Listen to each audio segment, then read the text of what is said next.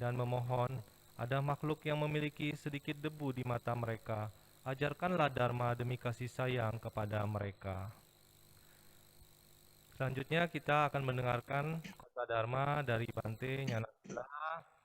Untuk waktu dan layar kami persilahkan kepada Bante.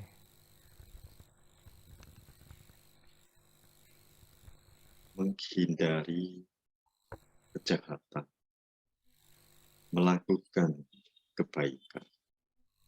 Ini adalah ajaran para Buddha. Namo Sang Hyang Adi Budaya, Namo Buddhaya.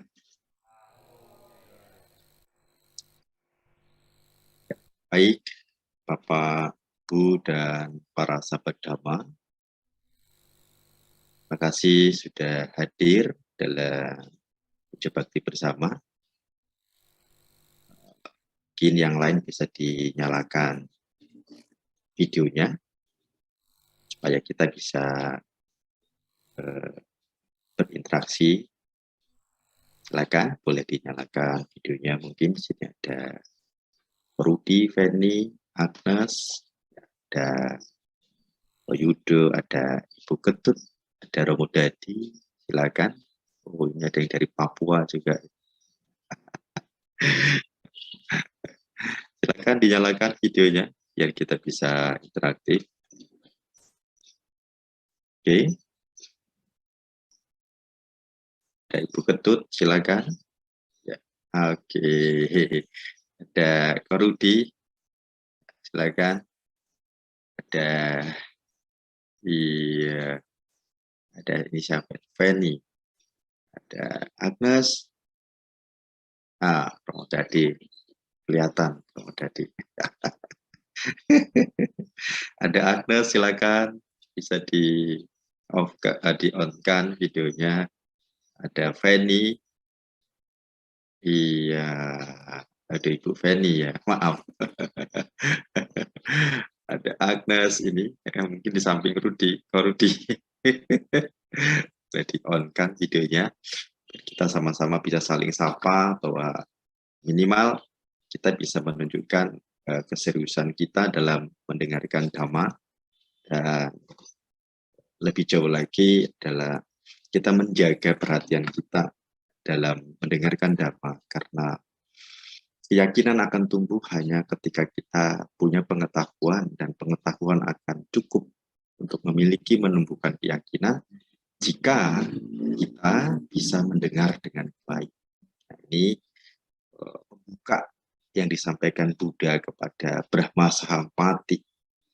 Ya, Brahma Sahampati. Ketika Brahma Sahampati memohon Dhamma, maka penting di dalam pertemuan secara langsung pun etika-etika di dalam mendengarkan Dhamma, ya, mulai dari sikap dan sebagainya, sikap tubuh, sikap batin, masuk dalam virtual juga demikian. Kita dalam virtual juga demikian. Etika-etika dalam virtual pun kita harus betul-betul jaga agar kita punya cukup perhatian, respect, dan sehingga bisa memberikan benih-benih pengetahuan untuk menumbuhkan keyakinan. Baik, terima kasih untuk responnya dan luar biasa sekali atas respon Anda, saya apresiasi sekali. Bapak, Ibu, dan sahabat Dhamma, masih banyak yang memahami. Banyak di sini adalah mereka yang mengatakan sebagai umat Buddha, yang memahami bahwa menjadi umat Buddha itu cukup dengan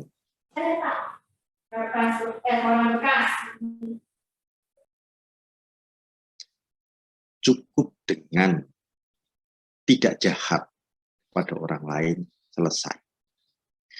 Maka nggak perlu kemudian belajar, nggak perlu kemudian kita itu berwihara, punya komunitas, nggak perlu. Orang-orang yang punya paham demikian seringkali mengabaikan sisi-sisi bagaimana menumbuhkan nutrisi untuk batin, mengisi batin dengan nutrisi-nutrisi agar tumbuh keyakinan. Karena berpegang pada bahwa cukup tidak berbuat jahat, yang penting saya tidak jahat, itu sudah selesai. Namun ketika digali lebih jauh lagi, ukuran jahatnya itu apa? Ukuran baiknya itu seperti apa? Tidak paham juga, tidak mengerti juga. Akhirnya yang terjadi adalah dalam berperilaku, baik tubuh dan ucapan, dalam beraktivitas, itu pun masih belum mencerminkan bagaimana seseorang itu betul-betul memahami ajaran Buddha. Nah, pada kesempatan ini, saya akan berbagi kepada Anda mengenai menghindari kejahatan awal dari kebaikan. Awal dari kebaikan. Namun tidak di sana, kita harus mengembangkan. Baik, kita akan coba pahami nanti tentang apa sih kejahatan itu. Apa sih kejahatan? Apa sih kebaikan itu? Batasan ukurannya itu apa? Kejahatan dan kebaikan itu batasan ukurannya itu apa? Dan mengapa kita harus kemudian menghindari kejahatan? Kenapa kita harus melakukan kebaikan? Dengan alasan ini akan cukup mendorong, menjadi motivasi bagi kita untuk melakukan hal-hal baik. Bagaimana caranya kemudian agar kita bisa menghindari kejahatan dan melakukan kebaikan? Ini 3 hal yang akan saya coba bagi pada kesempatan pagi hari. Kita akan awali dengan menyamakan satu persepsi tentang apa sih yang dikatakan sebagai jahat. Bapak Ibu boleh berbagi kepada saya tentang apa sih yang Anda pahami selama ini mengenai jahat itu seperti apa. Boleh Anda tulis di kolom chat. Silakan, biar kita aktif ya. Silakan, boleh Anda tulis di kolom chat.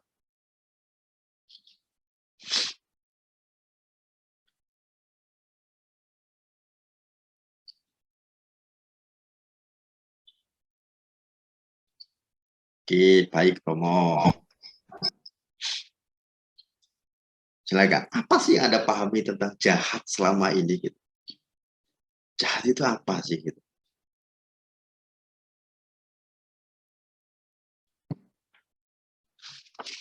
Silakan Anda tulis di kolom chat. Saya hanya ingin kita berbagi. Gitu.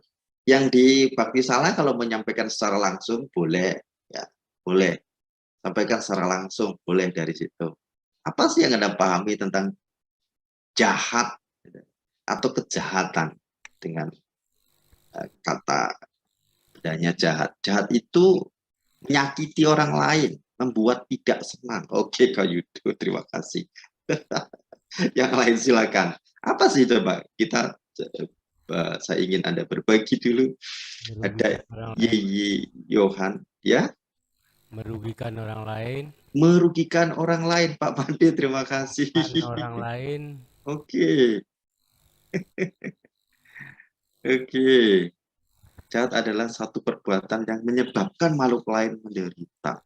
Oke. Oke. Terima kasih.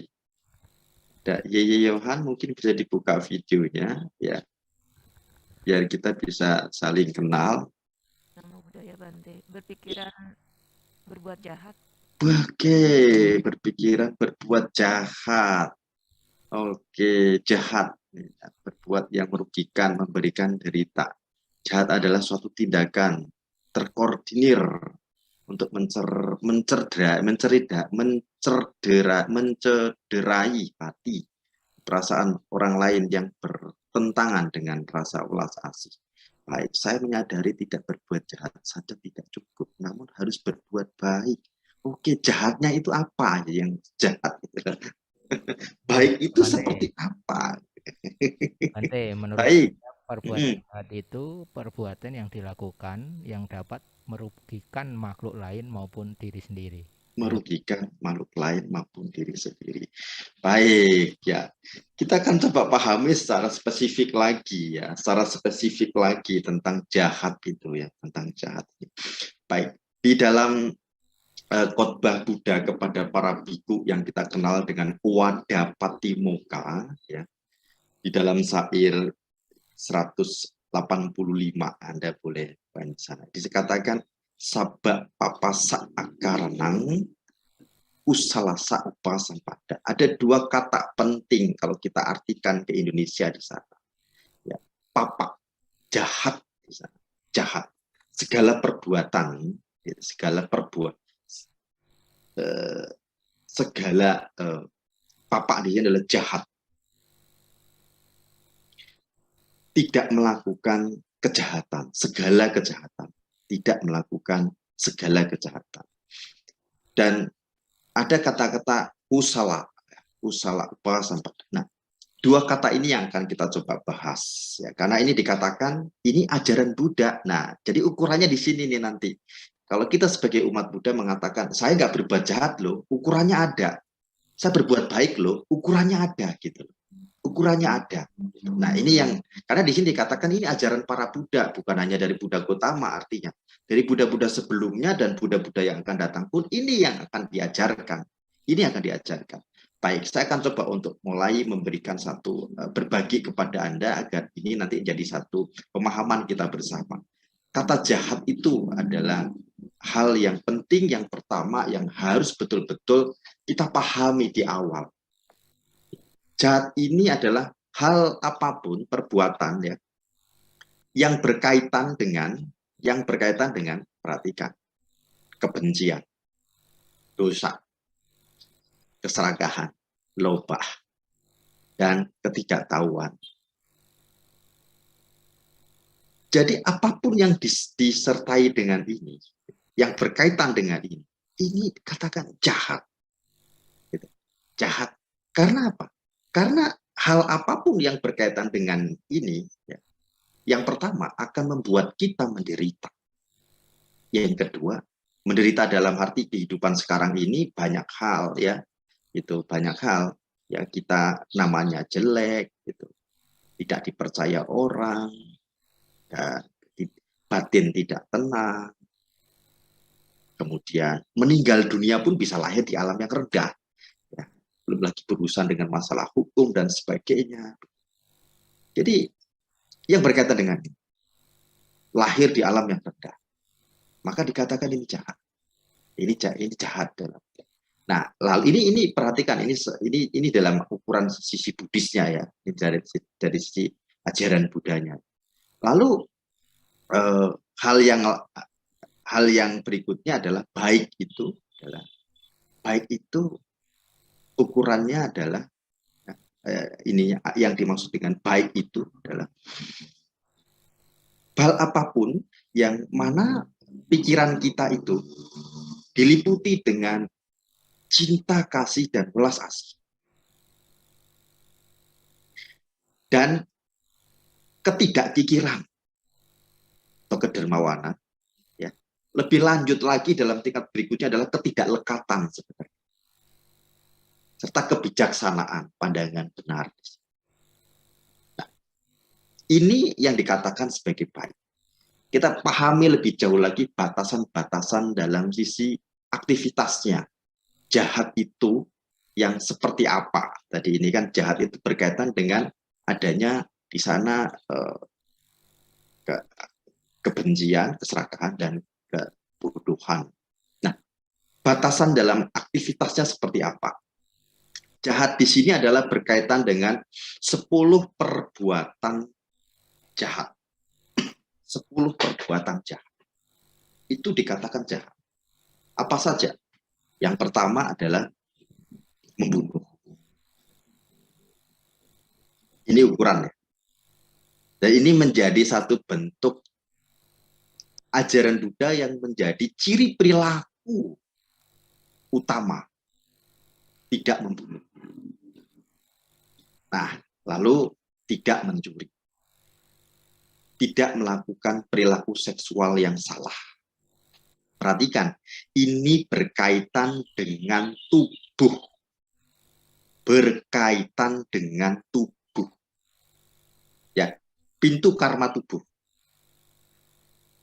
Berikutnya adalah tidak berbohong. Ya, ada 4 berikutnya ini tidak berbohong. Tadi 3, 4 berikutnya tidak berbohong. Tidak memfitnah, tidak berkata kasar, lalu tidak menggosip. 4 ini berkaitan dengan ucapan. Dengan ucapan. Pintu ucapan, pintu karma ucapan. Yang berikutnya adalah niatan jahat yang didasari oleh kebencian atau ketidaksukaan. Dan kemudian keserakahan serta pandangan salah. Pandangan salah di sini adalah ketidaktahuan terhadap baik dan buruk. Misalkan, Anda masih belum memahami nih, walaupun Anda sudah secara intelektual, itu sudah mengerti. Umat Buddha tidak boleh membunuh. Namun, di rumah masih simpen baygon persiapan untuk semprot nyamuk. Dan masih melakukan hal ini, menyemprot nyamuk, agar nyamuk itu lenyap. Dasarnya apa? Batin itu, dosa atau kebencian. Artinya di sini, kita belum mempraktekkan ajaran Buddha. Kita masih memiliki kejahatan. Hal yang kadang-kadang ketika tidak sadari, secara intelektual kita paham. Panati pata apal. Artinya, ya umat Buddha itu nggak boleh membunuh. Tahu secara intelektual. Tetapi secara empiris dalam kebiasaan batin, kita masih punya niatan jahat tadi itu. Ketidaksukaan terhadap nyamuk. Sehingga kita nggak memahami bahwa apa yang kita lakukan itu adalah tindakan yang membuat kita celaka, membuat kita bahaya. Batin kita kejam, batin kita tidak bahagia. Gitu. Bahkan ini berpotensi pada ketidaktenangan dan lahir di alam yang rendah. Tidak memahami ke sana, ini pandangan salah. Ini pandangan salah. Ini batasnya tahu ya, batasannya tahu. Itu batasnya. Ini pandangan salah. Dari hal-hal seperti ini saja gitu. Lebih jauh lagi ini bahkan kalau kita bicara secara esensi tadi bahwa hal apapun yang berkaitan dengan dosa atau kebencian itu dikatakan jahat. Kan nih, Anda makan itu sudah dihidangkan, sudah tinggal masukkan ke mulut gitu ya. Begitu masuk ke mulut, rasanya kok nggak sesuai dengan ekspektasi dalam ekspektasi terhadap hayalan kita tentang makanan ini. Lalu kita menolak di sana. Ini makanan nggak enak. Ingat ada kebencian di sana, ketidaksukaan. Itu kejahatan. Itu kejahatan. Lalu terucap nih, ini masak kok. Bisa nggak sih masak gitu. Nah, kata-kata kasar diucapkan, kata-kata yang didasari dengan ketidaksukaan muncul. Dengan tindakan, ya, tindakan kejam itu kan kasar. Taruh makanannya tinggal pergi. Nah, kan, di sini 3 pintu karma tidak terjaga dengan baik. Tidak terjaga dengan baik.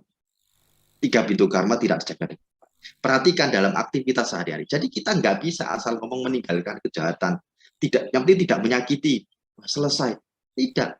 Sehari-hari kita sudah menyakiti diri kita sendiri gitu. Jahat dengan diri kita sendiri dan orang lain tanpa kita sadari hal itu.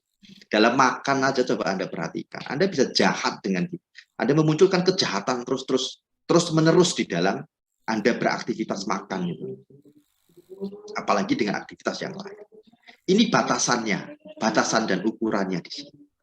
Batasan dan ukurannya di sini. Kalau kita mengacu pada esensi jahat itu, lalu pada perilaku terhadap 3 pintu karma sampai ke sana. Ukurannya di sana. Nah, lalu baik, yang dikatakan baik itu yang seperti apa?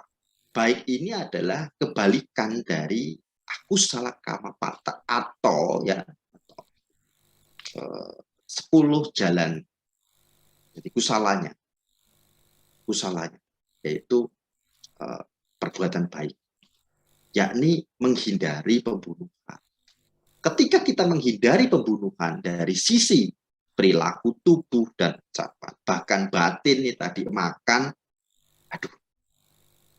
menolak nih tiba-tiba, menolak saat itu, menolak. Karena yang kita makan misalkan, kita makan bakso, yang kita bayangkan itu bakso yang kemarin dimakan di warung bakso yang A. Ternyata itu di warung A. Kita pergi ke kota B, gitu kan. Kita masih mikir enaknya makanan yang di bakso yang di warung di kota A.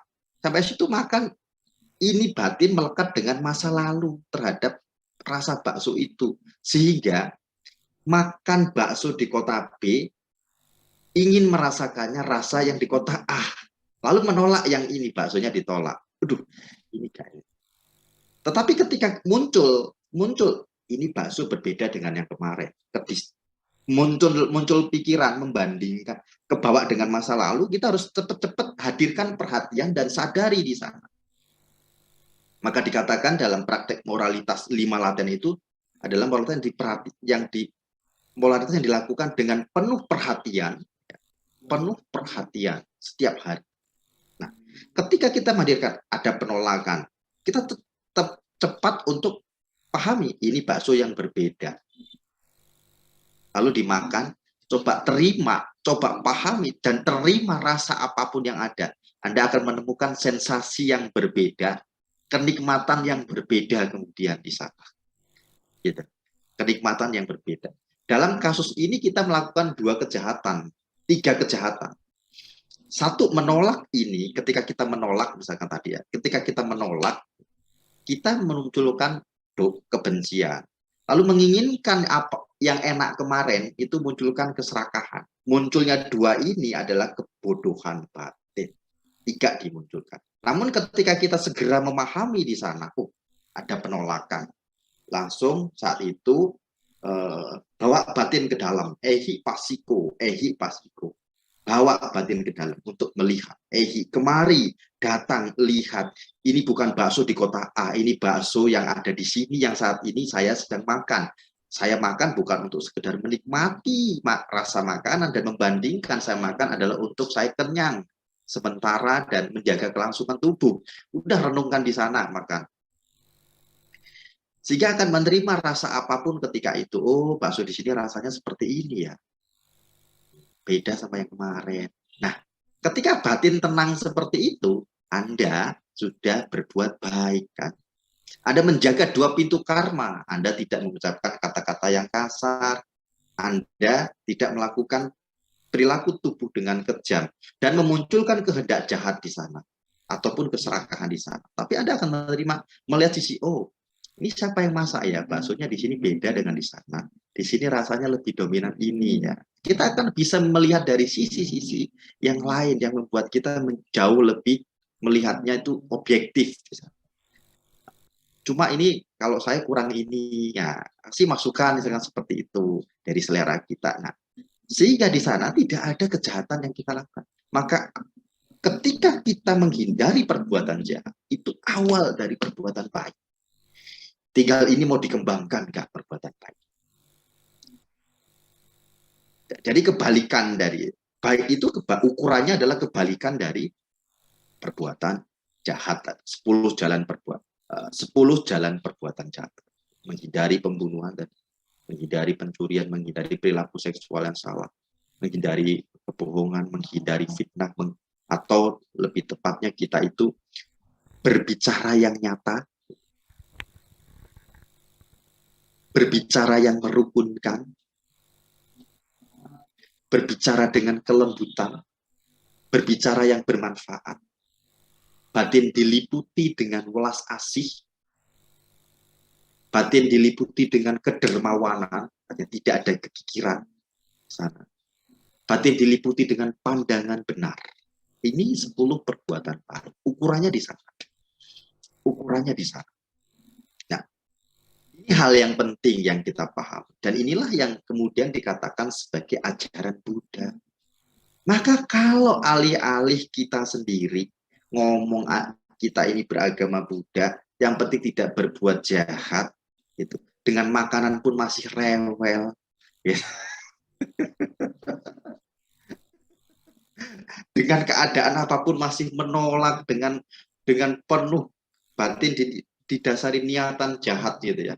Lalu di sana juga muncul keserakahan. Kita itu belum melakukan perbuatan baik dan belum menghindari perbuatan jahat. Belum. Apalagi tadi masih menyiapkan baygon di rumah gitu. Ingat ini ya, ingat.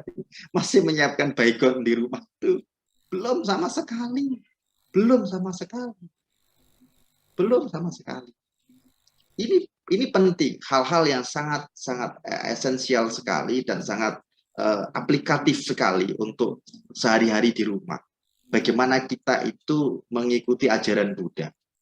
Bagaimana kita mengikuti ajaran Buddha, gitu. Menjaga 3 pintu karma sebenarnya, yakni tubuh, ucapan dan juga batin kita. Ukurannya ada di sana, ukurannya di sana. Nah, mengapa sih kita harus mempraktekkan hal ini? Mempraktekkan hal ini. Ini penting sekali. Kita harus mempraktekkan hal ini. Kenapa sih gitu? Ini penting. Kita harus merenungkan betul-betul hal ini. Harus merenungkan. Agar kita ini pertama memiliki cukup kemudahan dalam rezeki. Memiliki kemudahan dalam rezeki. Yang kedua adalah kita memiliki nama atau reputasi yang baik. Sehingga kemudian yang ketiga, kalau pergi kemanapun kita nggak akan ada yang namanya ketakutan. Ketakutan, nggak ada. Kita nggak merasa ada ancaman apapun terhadap kita karena kita tidak melakukan hal yang jahat apapun. Gitu. Bahkan ketika itu tidak ada kecemasan dalam batin. Coba ketika kita melakukan satu bentuk tindakan yang memang itu sebuah kesalahan, kejahatan, batin kita tidak tenang. Kemanapun tidak nyaman, kemanapun merasa tidak aman. Walaupun mungkin orang lain nggak tahu, tapi kita sendiri yang tahu masalahnya gitu. Kita sendiri yang tahu. Kita sendiri yang tahu. Kita nggak tenang, nggak nyaman kemanapun.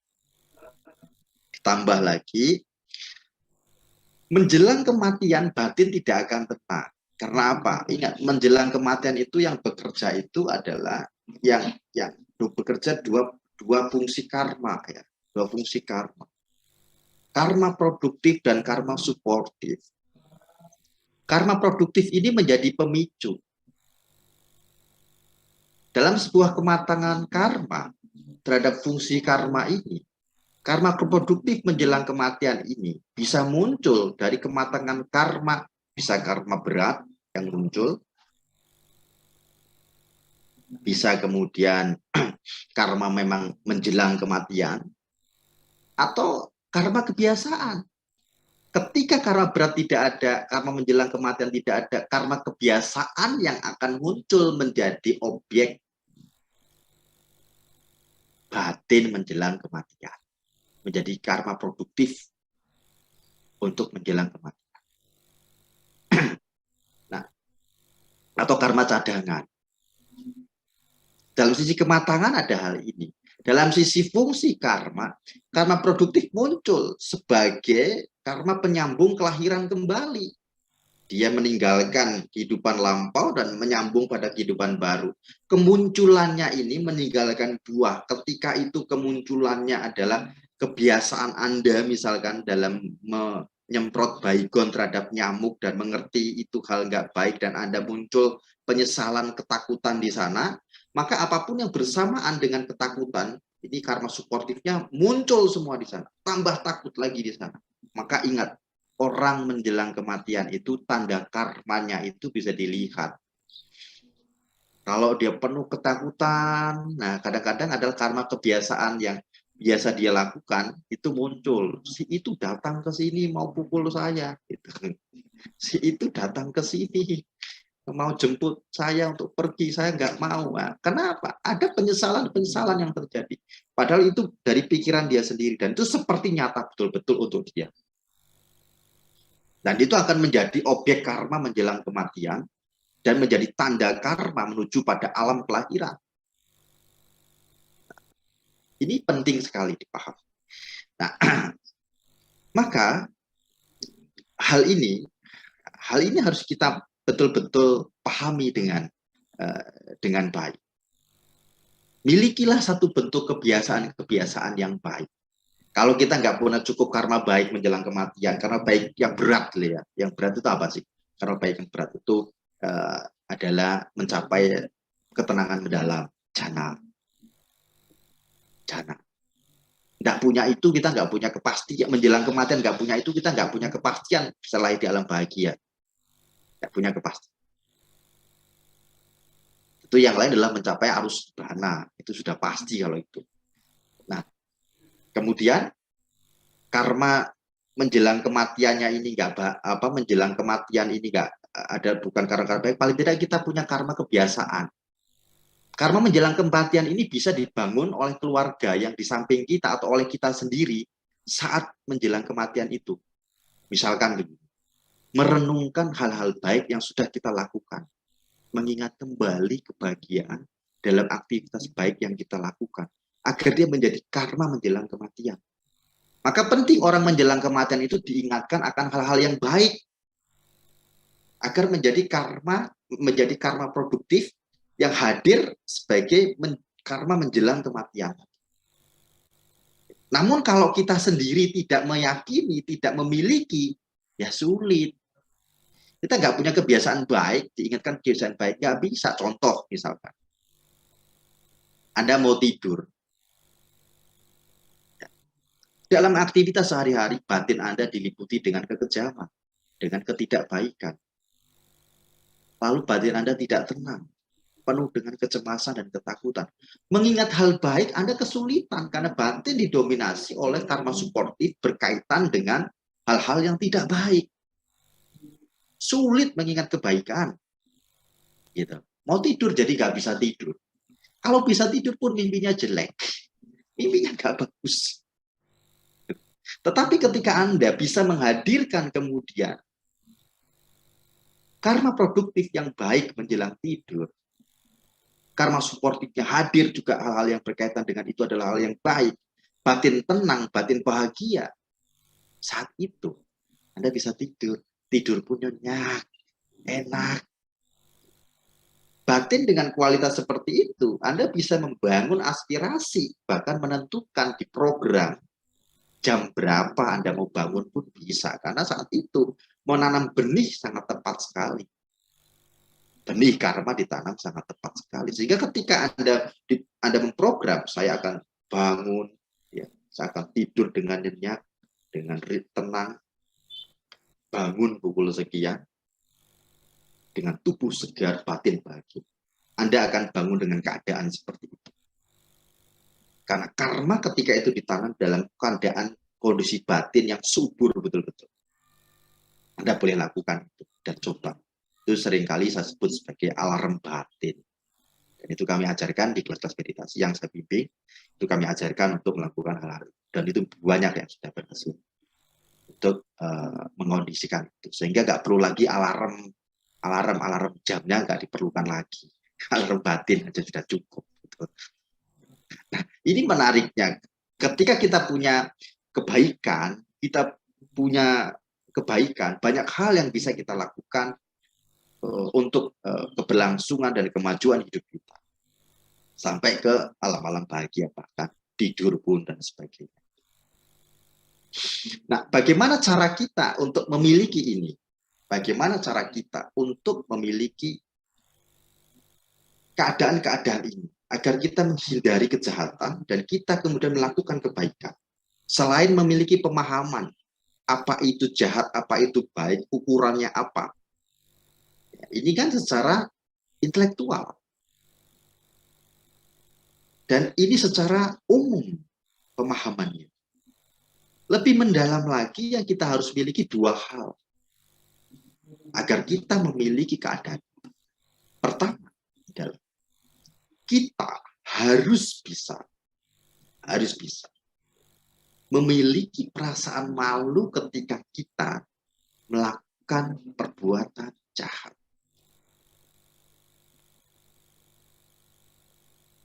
Yang kedua adalah memiliki perasaan takut akan bahaya yang bakal kita dapat. Yang tadi saya sebutkan, ada 5 hal tadi. Mulai dari, kalau tadi saya katakan memiliki kemudahan rezeki dan sebagainya. Gitu ya. Sulit rezekinya, namanya jelek, kemanapun kita penuh ketakutan dan ketidaktenangan. Batin tidak tenang menjelang kematian. Terlahir di alam yang rendah. Takut akan bahaya-bahaya ini. Batin tidak tenang kemanapun. Iya. Takut kena polisi, takut kena ini, takut ketahuan ini, ketahuan itu. Kita nggak tenang. Batin kemanapun nggak tenang. Nah, maka dengan memiliki dua hal ini, malu terhadap perbuatan jahat, takut terhadap bahaya yang ada pada perbuatan jahat, kita bisa menghadirkan dua hal lagi. Memiliki perasaan syukur dalam perbuatan baik karena kita tahu ini tidak mudah. Dan kita kemudian memiliki kebahagiaan karena merasakan manfaat dari perbuatan baik.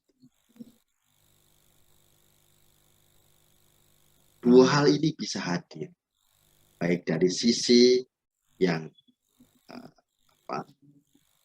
dua pertama atau sisi dua berikutnya akan bisa hadir. Nah, disinilah batasan. Maka mari kita coba untuk memahami ini dengan baik dan kita coba untuk melakukan dari hal-hal kecil. Dari hal makan tadi, dari hal aktivitas dalam hal yang mengarah pada pembunuhan terhadap makhluk apapun. Dari hal makan ataupun hal yang lainnya. Dan memunculkan penolakan. Penolakan muncul itu wajar, tapi kita tahu. Dan lalu kita tidak teruskan karena kita tahu itu menghadirkan ketidakbahagiaan. Nah, ini hal yang sangat penting yang kita harus paham. Sehingga inilah yang dikatakan oleh beliau, Buddha Sakyamuni, mengulang kembali ini di saat Uposatha dan menjawab pertanyaan dari Ananda tentang tidak diajarkan oleh Buddha yang tampak. Maka kemudian beliau mengatakan inilah ajaran para Buddha. Ajaran para Buddha. Oke, sampai di sini untuk kita memahami dua pokok pikiran penting yang ada di dalam Dhammapada 185 yang merupakan inti ajaran para Buddha. Demikian untuk khotbah pada hari ini. Terima kasih, saya kembalikan pada pemimpin pejabat. Terima kasih untuk khotbah Dharma yang baru saja disampaikan oleh Bante Nyanasila. Semoga khotbah Dharma ini bermanfaat bagi Bapak Ibu sahabat Dharma semua. Nanti Bapak Ibu sahabat Dharma jika ingin mendengarkan ulang khotbah Dharmanya dapat mengakses YouTube Budayana Center Bali.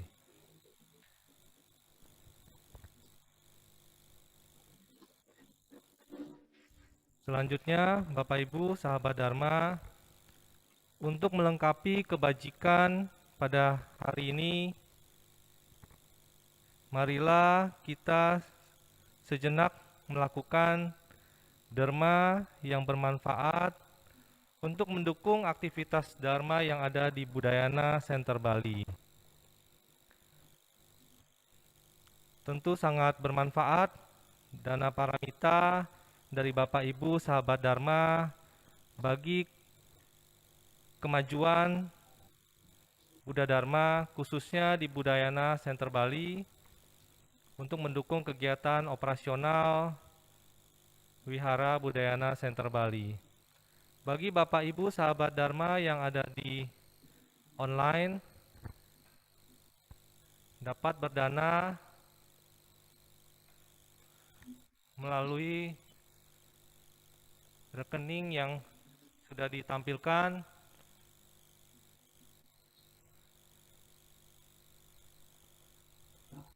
Donasi kegiatan Budayana Center Bali dapat ditransfer ke rekening atas nama Perkumpulan Majelis Budayana melalui melalui BCA, akun virtual BCA di nomor 003640 1100 82517. Atau bagi Bapak Ibu yang punya rekening mandiri bisa melalui akun virtualnya di rekening mandiri 889390 1100 82517, bisa dengan memberikan keterangan BBC Bali dengan memberikan kode akhiran 08.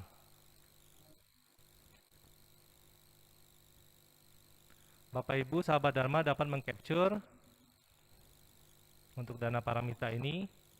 Terima kasih kepada Bapak Ibu sahabat Dharma semua atas donasi yang diberikan, tentu sangat bermanfaat bagi kemajuan Buddha Dharma.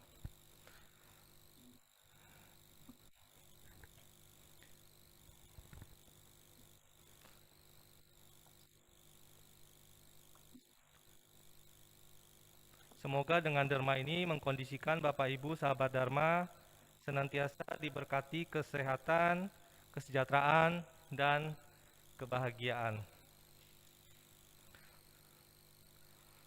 Selanjutnya Bapak Ibu, kita akan segera menutup kebaktian puja bakti pada pagi hari ini dengan melakukan pelimpahan jasa bagi Bapak Ibu sahabat Dharma yang berada di Wihara Budayana Center Bali dapat membuka halaman 50.